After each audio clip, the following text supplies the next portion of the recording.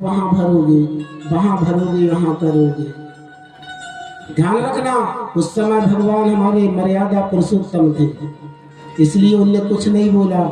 यहाँ इस धोबी को दंड दिया। भगवान ने कहा छाटो बिनो, अपने मामा जी के कपड़े हैं। सोई महाराज छोटे छोटे सखाओं ने उठाए कंस के कपड़े और सबने पहनना चालू कर दिया।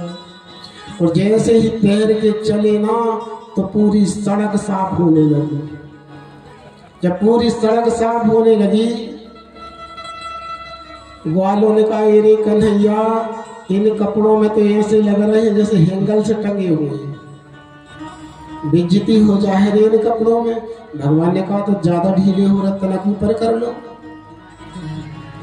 तनक ऊपर कर लो, ज्यादा ढीले हो रहे। नहीं रे कन्हैया, इन कपड़ों में इंसल्टी हो जाएगी। भगवान ने कहा तो ठीक है, चिंता मत करो। जैसे ही 10 कदम आगे बढ़े हैं ना, से एक दर्जी आ गए, हाथ जोड़ के बोले सरकार आपकी आज्ञा होए तो मैं कपड़े ठीक कर दूं। भगवान ने कहा भैया जल्दी कर, तेरे मुंह में घी शक्कर, उठा कर। तुरंत दर्जी ने सबके नाप नाप के कपड़े काट के सबको पहरा दिए।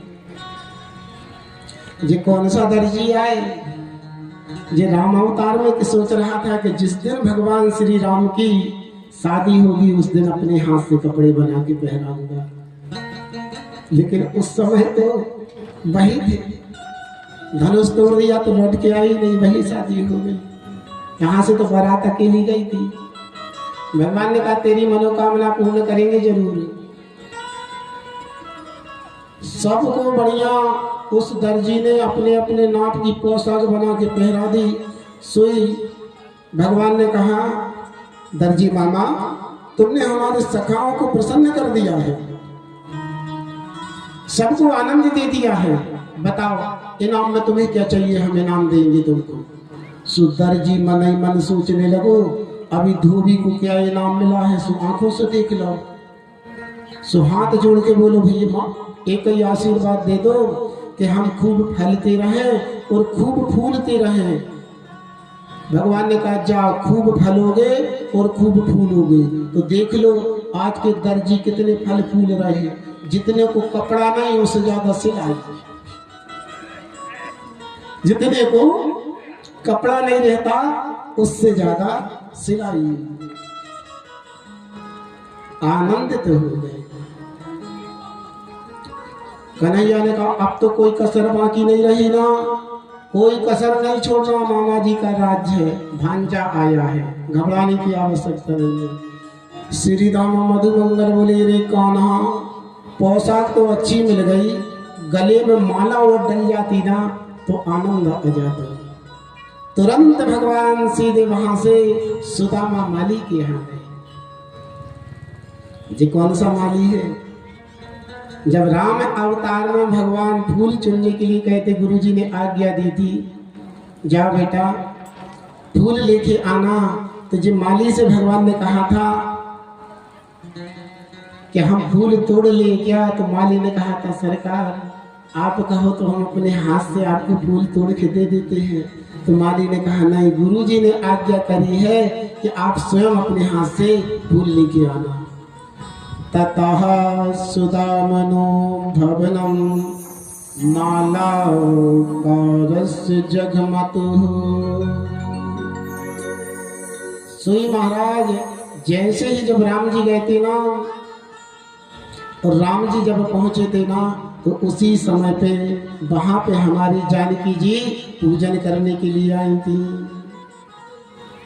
और जब पूजन करने के लिए हमारी जानकी जी आई थी ना, तो वहां पर देखो एक सखी सिए संग बिहाई, गई रही देखन फुलवाई।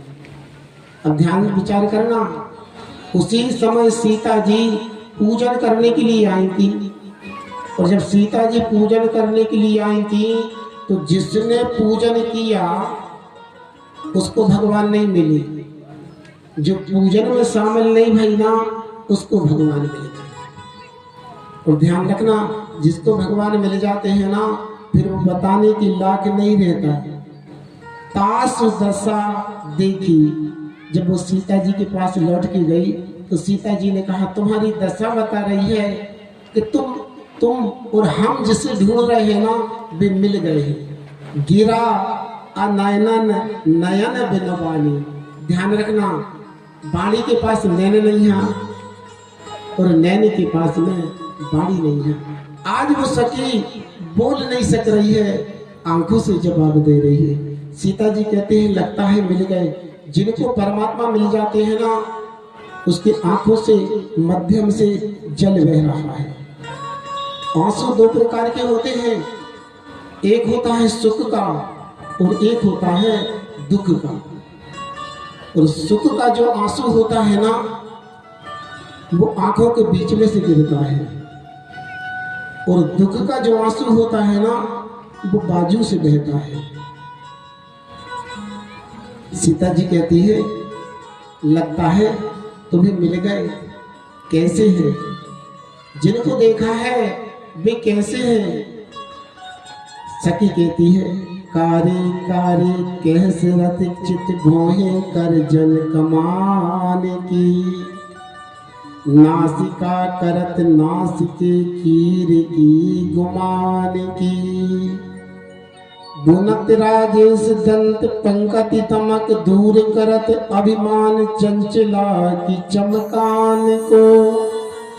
और घायल भइयो आज राम रघुवीर जी ने मारो तीर वीर तीर की थकान से। जैसे ही राम जी ने उस सखी को देखा है ना उसी समय सखी कहती है अरे हम पर चलाई दियो तो ना किशोर गोर शावेरे शलोना।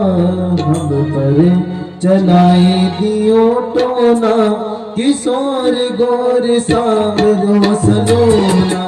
हम पर चलाई दियो तो ना किशोर गोर सावरे शलोना। सावरे शलोना गोरी सावरे शलोना। सावरे शलोना गोरी सावरे शलोना। सावरे शलोना गोरी सावरे शलोना। सावरे शलोना गोरी सावरे शलोना। अब तोर चलाए दियो तो ना किशोर गोर सावरे शलोना।